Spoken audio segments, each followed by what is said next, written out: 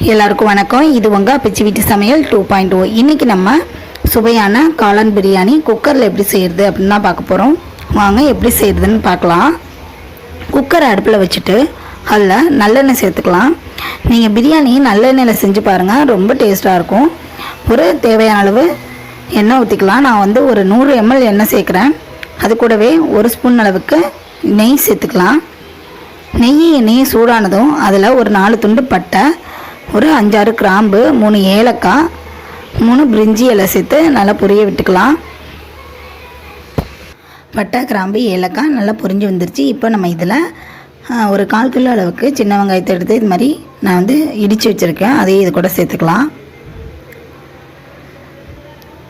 வெங்காயத்தை சேர்த்து நல்லா பச்சை வாசனை போகிற அளவுக்கு நல்லா வதக்கிக்கணும். பச்சை வாசனைலாம் போயிடுச்சு, வெங்காயம் நல்லா வதங்கிடுச்சு. இப்போ நம்ம இதில் ஒரு 4 பச்சை மிளகாய் சேர்த்துக்கலாம். நான் 4 சேர்க்குறேன், உங்களுக்கு காரத்துக்கு தகுந்த மாதிரி நீங்கள் சேர்த்துக்கோங்க. இப்போ நம்ம இதில் ஒரு தக்காளி சேர்த்துக்கலாம்.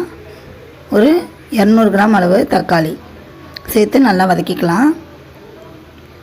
வெங்காயத்தை விட தக்காளி கம்மியாக தான் போடணும் பிரியாணிக்கு. இப்போ நம்ம இதில் தேவையான அளவு உப்பு சேர்த்து நல்லா வதக்கிக்கிட்டோம்னா தக்காளி நல்லா சீக்கிரம் வதங்கிடும். நம்ம மூடி போட்டு நல்லா தக்காளி வதங்க விட்டுடலாம். அதுக்குள்ளே நம்ம மசாலா ஒன்று அரைச்சிட்டு வந்துடலாம். மசாலா பார்த்திங்கன்னா ஒரு 4 துண்டு பட்டை, 2 ஏலக்காய், 1 ஸ்பூன் சோம்பு, ஒரு 7-8 கிராம்பு, ஒரு சின்ன அன்னாசி முக்கு, இதெல்லாம் சேர்த்து நம்ம பவுட்ரு பண்ணிட்டு வந்துடலாம். தக்காளி நல்லா வதங்கி வந்துருச்சு பாருங்கள். இந்த அளவுக்கு நல்லா கரைஞ்சிடணும், அப்போ தான் பிரியாணிக்கு நல்லாயிருக்கும். நல்லா வதங்கி வந்துருச்சு. இப்போ நம்ம இதில் இஞ்சி பூண்டு விழுது சேர்த்துக்கலாம். ஒரு 4 ஸ்பூன் சேர்க்குறேன். இஞ்சி பூண்டு விழுதை சேர்த்துட்டு நல்லா பச்சை வாசனை போகிற அளவுக்கு வதக்கிக்கணும். இஞ்சி பூண்டு பச்சை வாசனைலாம் போயிடுச்சு. இப்போ நம்ம அரைச்ச மசாலாவை சேர்த்துக்கலாம். மசாலாவை சேர்த்துட்டு நல்லா வதக்கி விட்டுக்கலாம். மசாலாலாம் நல்லா வதங்கிடுச்சு. இப்போ நம்ம இதில் புதினா கொத்தமல்லி சேர்த்துக்கலாம். ஒரு கையளவு புதினாவும் கொத்தமல்லியும் நல்லா பொடியாக கட் பண்ணி வச்சுருக்கேன், அதையும் இது கூட சேர்த்துக்கலாம். நம்ம முழுசாக சேர்க்குறத விட இது மாதிரி பொடியாக கட் பண்ணி சேர்த்தோம்னா நல்லா ஃப்ளேவராக நல்லாயிருக்கும். புதினாவும் கொத்தமல்லியும் நல்லா வதங்கி வந்துருச்சு. இப்போ நம்ம மசாலா தூள் சேர்த்துக்கலாம். மசாலா தூள் பார்த்திங்கன்னா 1 ஸ்பூன் அளவுக்கு மிளகாத்தூள், 2 ஸ்பூன் அளவுக்கு மல்லித்தூள் சேர்த்துட்டு நல்லா வதக்கிக்கலாம்.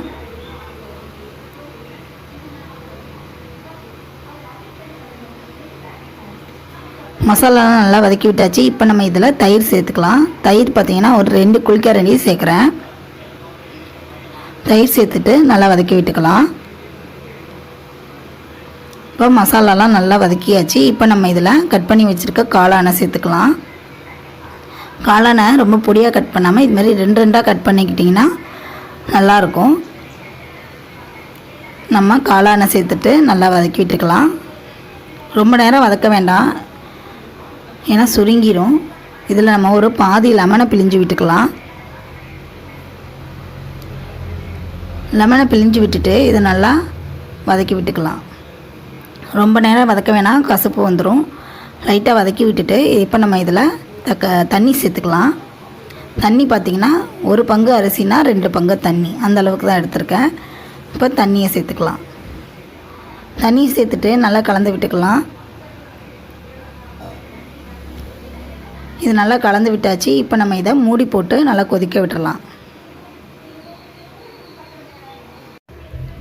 தண்ணி நல்லா கொதி வந்துருச்சு. இப்போ நம்ம ஓப்பன் பண்ணி பார்க்கலாம்.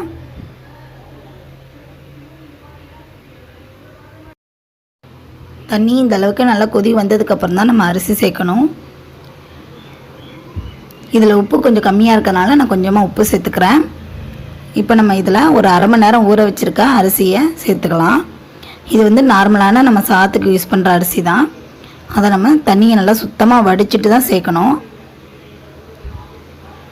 அரிசியை சேர்த்து நல்லா கலந்து விட்டுக்கலாம். அரிசியை சேர்த்தோன்னே பார்த்திங்கன்னா நம்ம மூடி போட்டுறக்கூடாது. ஒரு கொதி வந்ததுக்கப்புறம் நம்ம உப்பு பார்த்துட்டு கூட நம்ம சேர்த்துக்கலாம்.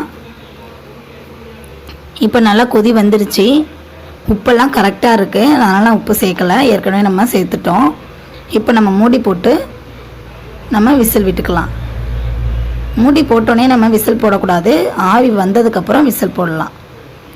ஆவி வந்துருச்சு. இப்போ விசில் போட்டாச்சு. ஒரு 2 விசில் விட்டு நம்ம இறக்கிடலாம். விசில்லாம் அடங்கி வந்துருச்சு பாருங்கள். இப்போ நம்ம ஓப்பன் பண்ணி பார்க்கலாம். பாருங்கள், சூப்பரான நம்ம காளான் பிரியாணி ரெடி ஆகிடுச்சு. நல்லா சூப்பராக சாப்பாடெலாம் நல்லா குலையாமல் நல்லா வெந்து வந்திருக்கு. நம்ம எடுத்தோடனே நல்லா இந்த மாதிரி சாப்பாட்டை நல்லா கிளறி விட்டணும். இல்லைன்னா பார்த்திங்கன்னா அடியில் வந்து மசாலாலாம் அப்படி தங்கி இருக்கும் குக்கரில் வைக்கிறதுனால. நல்லா கிளறி விட்டுட்டோம்னா எல்லாம் வந்து ஒன்று சேர்ந்து வந்துடும். அவ்வளோதாங்க, நம்மளோட காளான் பிரியாணி சூப்பராக ரெடி ஆகிடுச்சு. இது வந்து எல்லாருமே நல்லா விரும்பி சாப்பிடுவாங்க. கண்டிப்பாக இந்த மாதிரி ட்ரை பண்ணி பாருங்கள். ட்ரை பண்ணி பார்த்துட்டு எப்படி இருக்குன்னு கமெண்ட் பண்ணுங்கள், லைக் பண்ணுங்கள், ஷேர் பண்ணுங்கள். மறக்காமல் நம்ம சேனலை சப்ஸ்கிரைப் பண்ணுங்கள். தேங்க்யூ.